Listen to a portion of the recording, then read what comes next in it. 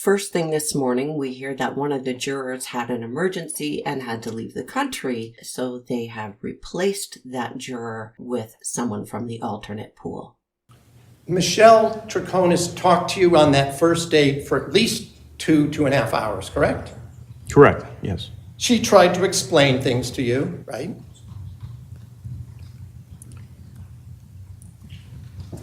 She spoke with us, and she had an account of the day. She had an account, and she had at least an explanation for some of her activities, right? Yes. I noticed from the video that often either you or Detective Clabby would interrupt her mid-sentence. Did you notice that? At times, yes. Now, is that part of the interrogation technique to sort of interrupt and redirect? Yes. You also told her that some things were, quote, not important, unquote, that she was trying to explain to you. Isn't that true?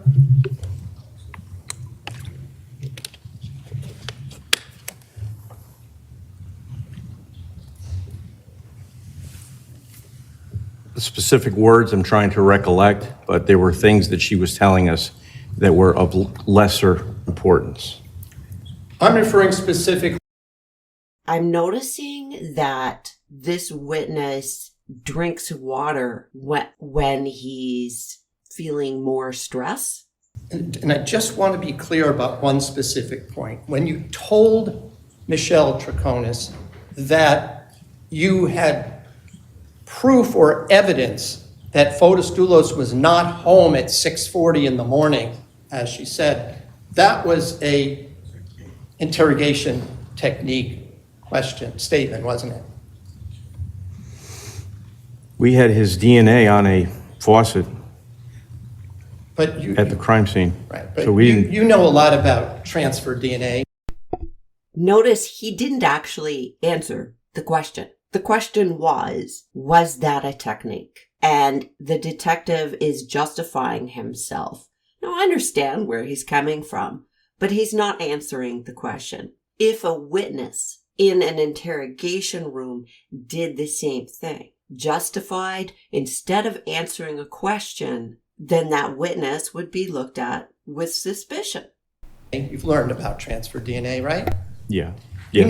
You knew it was a minor, not a major amount of the combined DNA on that faucet, right? Subject, Judge. I think it's hearsay. Is he going into the whole, the cake box theory again with the transfer DNA? Come on. Look, Fotis's DNA was in there. It was in a high-touch area that had been cleaned frequently.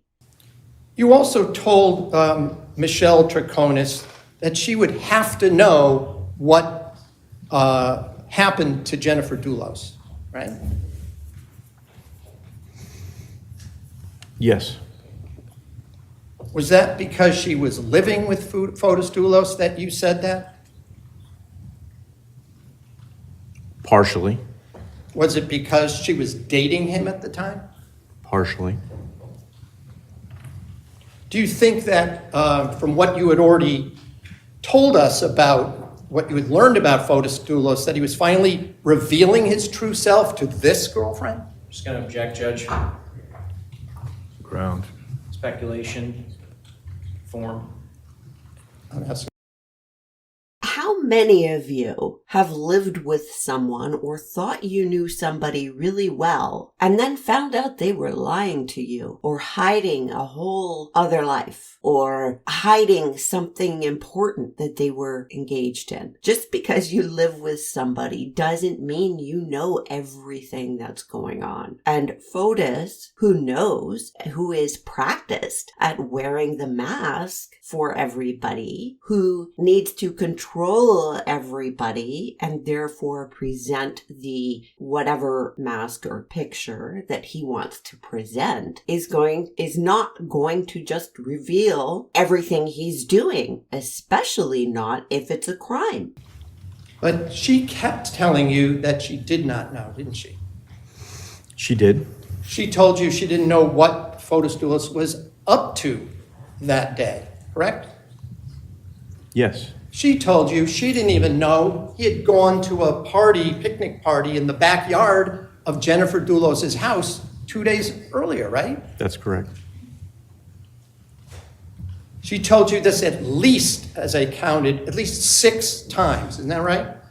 I didn't count them, but that sounds accurate. Does sound accurate. Does sound accurate. In fairness to the police here, does anybody really think that a person who was involved in a crime is going to sit in a police interview room and say, oh yeah, I knew all about it and I did it? Of course they're going to say, I don't know anything. I don't think the fact that somebody says, I don't know, is reason for the police to just say, oh, okay then, that's fine. Now, this defense lawyer knows that. Everybody knows that. The jury knows that. The defense, though, is going somewhere with this, and I think I know where he's going. There's a point at which questioning becomes haranguing.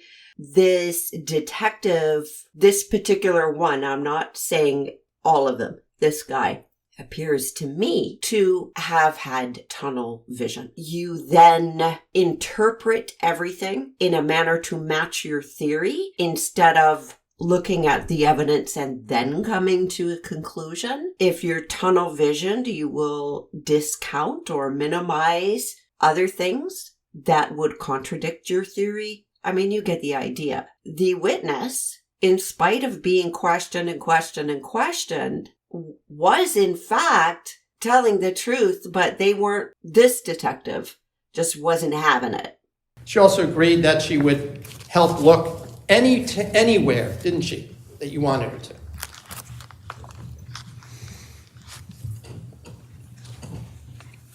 During which interview? I'm sorry, I'm just trying to recollect. There were a lot of things said in each of the interviews. Right, between the first and the second, maybe more in the second interview. The witness knows what the point is. The witness knows what's being answered. And he knows what his answer would mean. And the answer is yes, and everybody's seen it. She said repeatedly, yeah, whatever you want. I will go with you. I will look with you. She didn't have to do that. It would have been completely understandable for her to say, I'm not even talking to you at all. I think that she believed, okay, if they find Jennifer, I will be cleared. And this detective knows what he's going for and does not want to say. Now, as of June 2nd, as far as science was concerned, you were also aware that Jennifer Farber-Dulos's phone had been connected by Bluetooth to her Suburban at 3:58 in the afternoon that May 24th. Isn't that correct?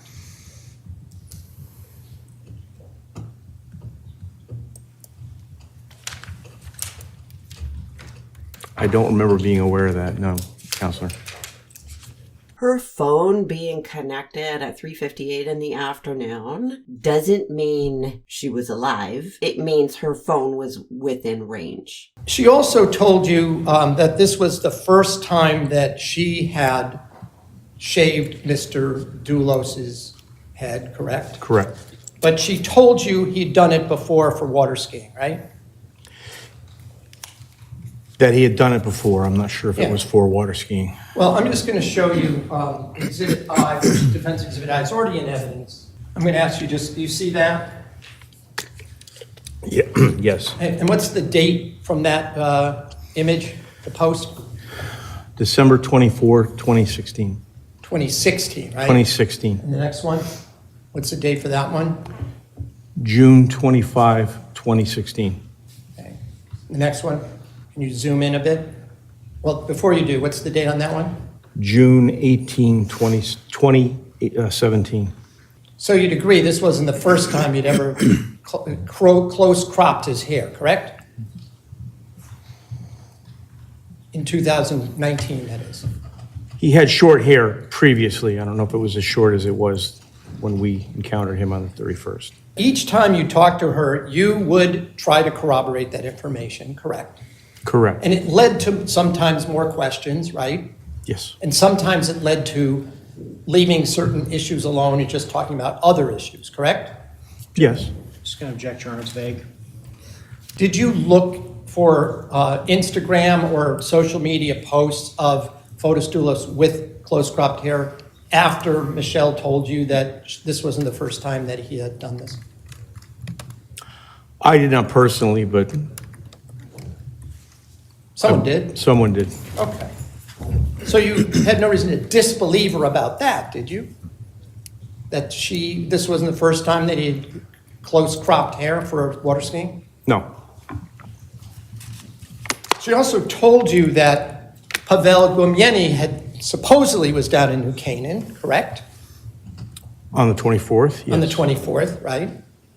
Yes. And told you about him driving back and seeing him with the Tacoma at 80 Mountain Spring Road, right? On the 24th. Not the Tacoma and the Raptor. At 80 Mountain She Spring talked Road. about the Raptor. Well, let's be clear. On Yes, May 24th, please be clear. she was at 80 Mountain Spring when Pavel showed up in the Raptor, correct? That's correct. The Tacoma was already at 80 Mountain Spring Road at that time, right? And which interview are we speaking of? The June 2nd interview. She did not specify that during the June 2nd interview. The June 6th interview? No, She didn't mention it at June 6th either? no. I see where the witness is coming from here. I also see where the defense is coming from. She did mention it, but it wasn't, and I don't know if it was the language. Maybe I misunderstood when I was listening to that interview. It wasn't clear to me that she was saying, by the way, the Tacoma was there. That it wasn't that clear. Interesting. When he's asking about Fotis's hair and how she shaved it, and she said, yeah, he did this before.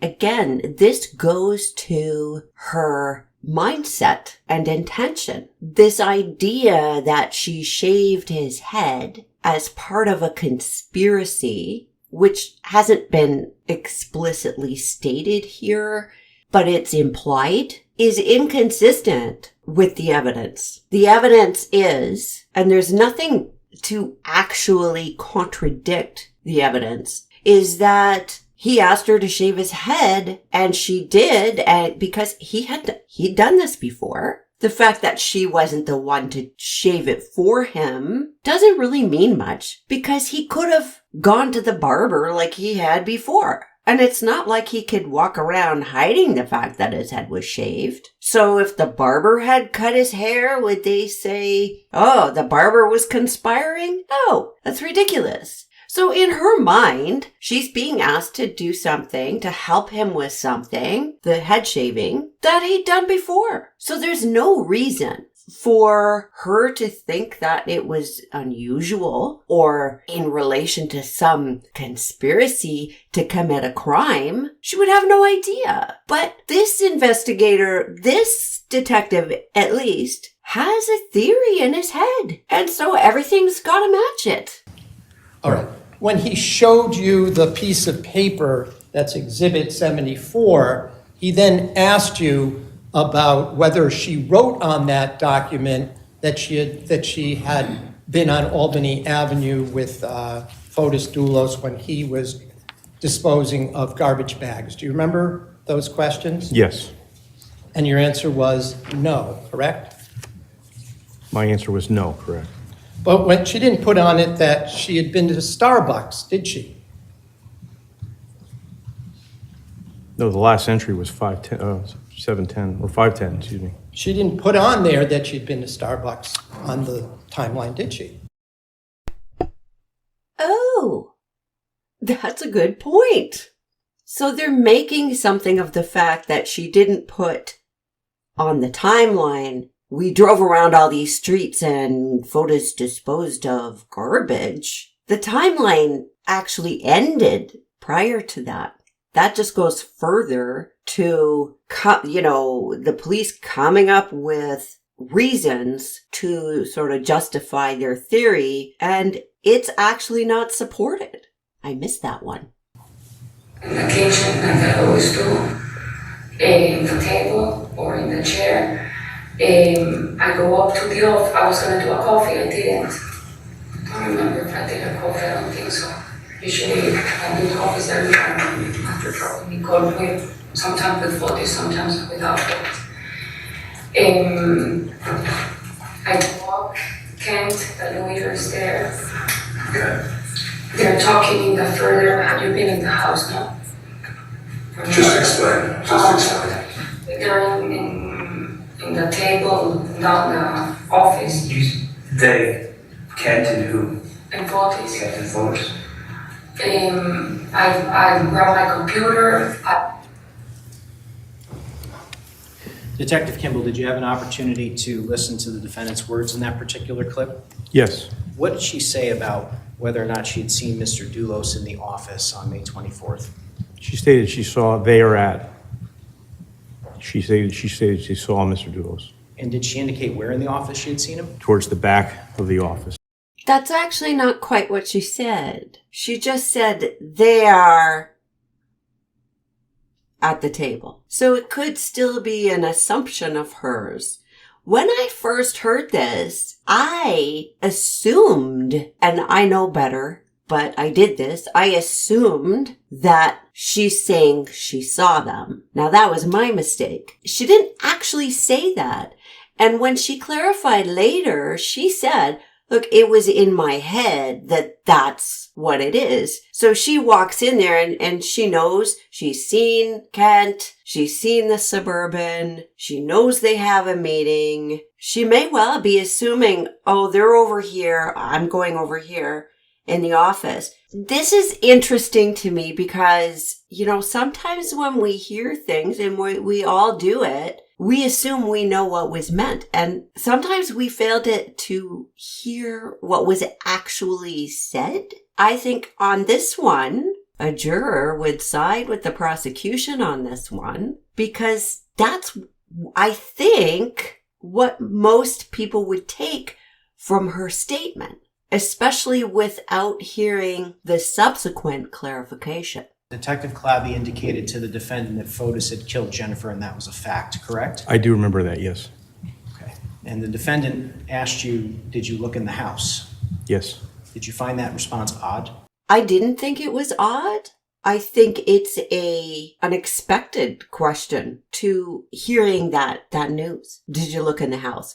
And I remember hearing this and at the time thinking, I wonder if she means, did you look in Jennifer's house? She doesn't say my house or a specific address. She says the house. So that's an expected question, especially considering that the information that they just gave her, we believe Fotis did this. This person that you thought you knew, that you live with, that you sleep with, who's around your daughter, who she obviously loves and cares for very well. The daughter is obviously a priority. And now she's hearing that this man who she's allowed her daughter to live with is a killer. So there's a lot of shock going on, right? I think it's a reasonable question. Mm-hmm. So basically from 6:40 to lunchtime. No, sorry. I went back to the office. Okay, what time? 9 o'clock. It's not 9 o'clock? No, yes. 8. You went back to his Yes. office and saw him? He was with Kent sitting at the far end of the office. Yeah, it's at And 8 that was o'clock. like 8:15, 8. So just to be clear, this particular exchange occurred after Detective Clabby had told her that Mr. Dulos killed Jennifer, is that right? That's correct. And the defendant once again said to you, not that she assumed Mr. Dulos was in the office, but that she actually saw him in the office, correct? She stated she saw him in the office, yes. No, she didn't. She didn't say she saw him. She said he was at the far end of the office.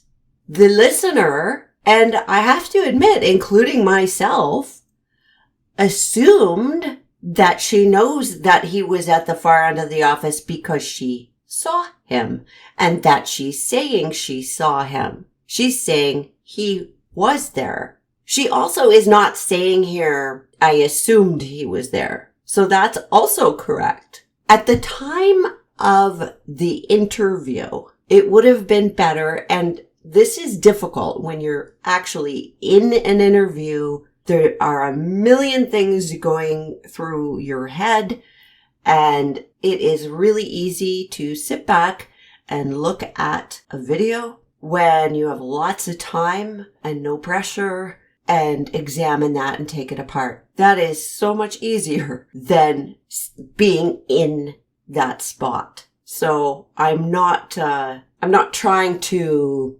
trash them or anything like that. It would have been better if at that point one of the officers had said, but did you actually, you're saying he was over there. How do you know he was over there? And the answer would have been revealing. It would have been, well, because I saw him. Sometimes in interviews, the witness will look at you like, are you a flippin' idiot? Because you ask a question like that. Well, how do you know he, right? When the answer seems obvious, well, what do you mean? How do I know? I saw him. But that would have clarified it. But they didn't ask that. They did what I did. And I think what they're doing here, which is assume that that's what she meant. And this is just an illustration, I think, and it's useful in other cases. It's an illustration of the importance of looking at what is actually said versus what we think they meant or what we assume was said. Detective Kimball, the defendant began talking about what happens during a usual day, but then she specifically directed you to this particular day. Is that right? That's correct. Again, Your Honor, I'm going to object, one, to the characterization, the jury has heard it, and two, that this is clearly leading, and it's not preliminary.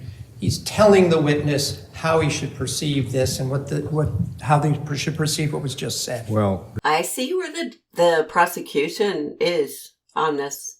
I see their point, and it's a good point. I also see where the defense is on it. I really think you could argue this one either way. It's about where you are in your head when you're telling the story. Usually this is the routine. And she does remember, because remember she went and made a timeline, so she had looked at her phone and seen the phone call from the daughter just before 1 a.m. and remembers, oh yeah, there was a thunderstorm. So she's got that part because she got it from her phone, which she now doesn't have the benefit of looking at, by the way, because now the police have it. So she tells the usual. She remembers to say, yeah, this particular night, though, I know there was a thunderstorm. I slept here. And then she goes back to her room and then continues to tell like her usual routine. You could argue it the way the prosecution is arguing it, for sure. It totally makes sense. But so does the defense side. Remember, the standard is proof beyond a reasonable doubt. Attorney Schoenhorn asked you a series of questions about the defendant's physical condition. We've talked about that, correct? correct. And he asked you whether or not she had eaten. He asked you whether or not she was exhausted, things of that nature, correct? Yes, correct. Did the defendant, and she relayed information during the course of this interview, true? True. Okay. Did the defendant ever indicate that she was exhausted when she wrote that timeline? No. Did the defendant ever indicate that she was dizzy when she wrote that timeline? No. Was the defendant under arrest when she wrote that timeline? No. I just recorded 5 minutes of talking without unmuting my mic. So let's see if I can remember it all. The prosecution and the police are trying to have it both ways. On the one hand, they're treating this document like, ooh, this is an alibi script that Michelle and Fotis were in cahoots about to get their story straight, and we found it, and they were hiding it, and this is all nefarious, right? So they've got, that's one side that they want to play. And then now, when they're talking about the omissions, they're trying to treat the documents as if they were some statement to police. Well, wait a minute. Is she hiding it because this is a thing between her and Fotis and they're trying to work out their story? Or is this a statement to police where she intentionally omitted really key things? And by the way, again, the timeline ended at 5 o'clock before they threw it out of the garbage, before the daughter comes home, because that wasn't on there. There's a whole bunch of stuff not on there. So is this a statement to police? How do they want to play it? Is this a statement to police and she's intentionally omitted all these things? And so it's bad? Or was she hiding it? You can't have it both ways. The facts support, all of the evidence supports what she said it was, which is, Fotis told me to make this timeline. I heard the lawyer say this, and so I did. So in her brain, she's making a timeline to the best of her ability. And you know what? She doesn't include the time where they're thrown out garbage, because in her brain, it's not important. The timeline ended at 5 o'clock. If there was something to omit and it was really important that not be discovered and she's got to come up with an alibi for that portion, you would expect that there would be all sorts of details about all sorts of other things except the garbage. And it would include her going to pick up her daughter. It would run longer, but it doesn't. So the prosecution is trying to use this in different, actually contradictory ways throughout this. And whether or not she was tired when she wrote it, I mean, they're arguing apples and oranges. One situation is giving a police statement while in custody, while not having eaten, while not feeling well, all of that. And the other is a completely different situation and a completely different purpose. So they're trying to argue it two ways, and they're trying to argue one thing and put it in another context. And it doesn't work. So the entire trip to Hartford and Starbucks was not included in this, correct? That's correct. Found it to be strange because it was potentially incriminating information and it was omitted. Incidentally, you were also asked a series of questions on... He found it strange because it was potentially incriminating and omitted. But a whole lot of other things that were significant parts of the day, like picking up her daughter, were also omitted. And none of those things would be incriminating by any stretch of the imagination.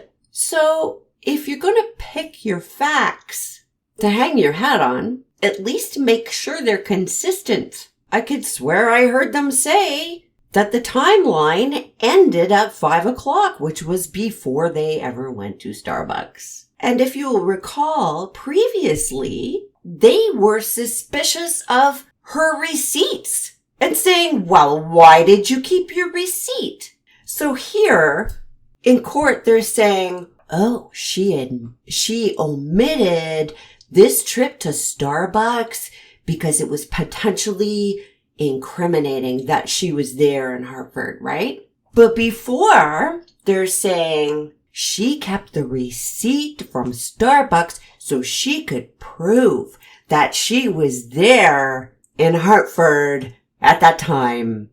And that's incriminating because why did you keep that receipt? See, you're setting up your alibi. They're arguing out of both sides of their mouths here.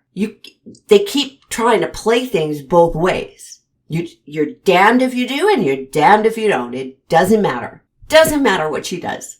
And I am finding this really frustrating to watch. The prosecution asks, what language was her timeline written in? The answer is English. And the prosecution asks, did any police officer force her to write this in English? And of course the answer is no. The point he's trying to make is the language issue is not that big of a deal. I mean, she must be thinking in English because she wrote this timeline in English. But you've got to remember, she's living in America, asked by people who speak English to prepare a timeline that she intends to give to counsel who speaks English.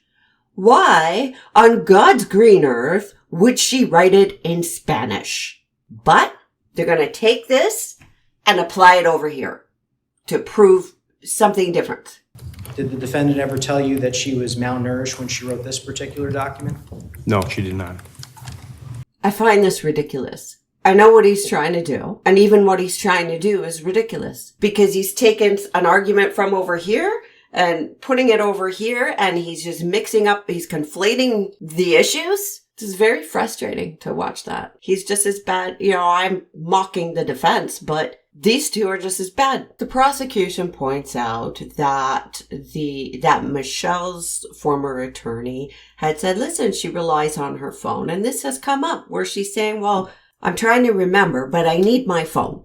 I need to look to see where I was or what was going on. I need to remember. And now the prosecution asks, but she gave you all kinds of information without using her phone, right? As if to say, she doesn't actually need to use her phone to figure out the information. But again, the criticism is, but she was wrong. She made mistakes by there was an hour window of a mistake at what time they had lunch. Then it's, but you changed your story because before you said it was, 1 o'clock and now you're saying maybe it was 2 o'clock. Because she didn't remember correctly. So once again, they're arguing out of both sides of their mouths. See, she doesn't need to use the phone to remember, but she actually didn't remember correctly and did make a mistake because she couldn't refer to her phone and figure it out. When she then makes the mistake, it's, it was inconsistent. Do you see? I can't imagine...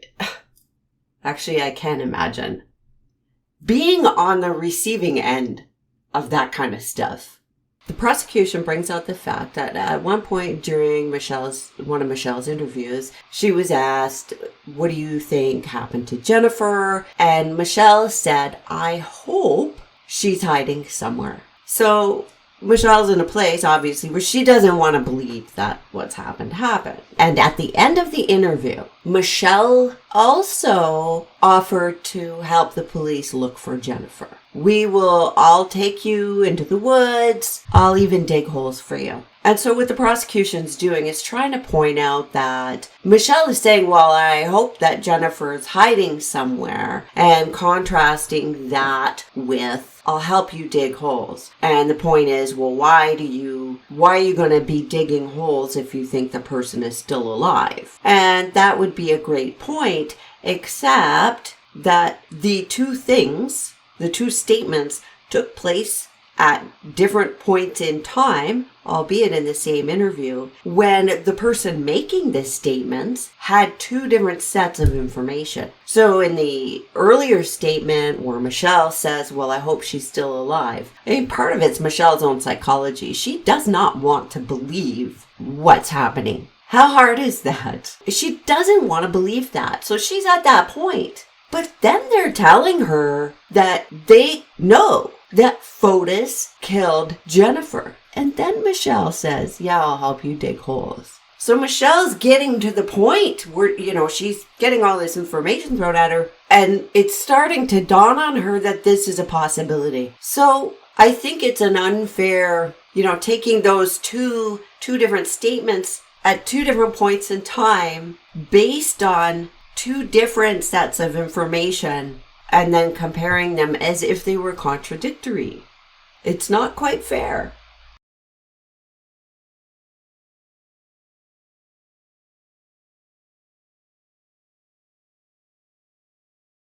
They're showing video of Starbucks, and while watching the video, I noticed that when they give Michelle the receipt for the Starbucks, she opens her purse and just drops the receipt in her purse and closes her purse and walks away. So what she was saying before about just tossing the receipts in her purse, that is exactly what she did. And several times throughout all of this, the defense brings it out that despite her discomfort and everything else, she didn't refuse to help. She didn't walk out on the interview. She was making every effort to cooperate. And I think that's an important point. And that's not to say that if she had invoked her right to remain silent, that should be held against her, because it shouldn't. And you've seen the interviews under the circumstances, given the tone that was set right from the get-go. It would be understandable for somebody to say, oh, I'm not talking to you. But the fact is she didn't, even though they accused her, even though they made her cry, even though they treated her like they didn't believe her. She continued. I really think she wanted for them to get whatever it was that they wanted. She wanted them to just get to the bottom of it, and then everything would be okay. I know I haven't made videos yet on her interrogations. Let me know if you still want those, because they are being discussed. I'm not sure if you want them or not, so let me know. As far as day 12 today, that's it for today. Trust your gut. I'll see you in the comments.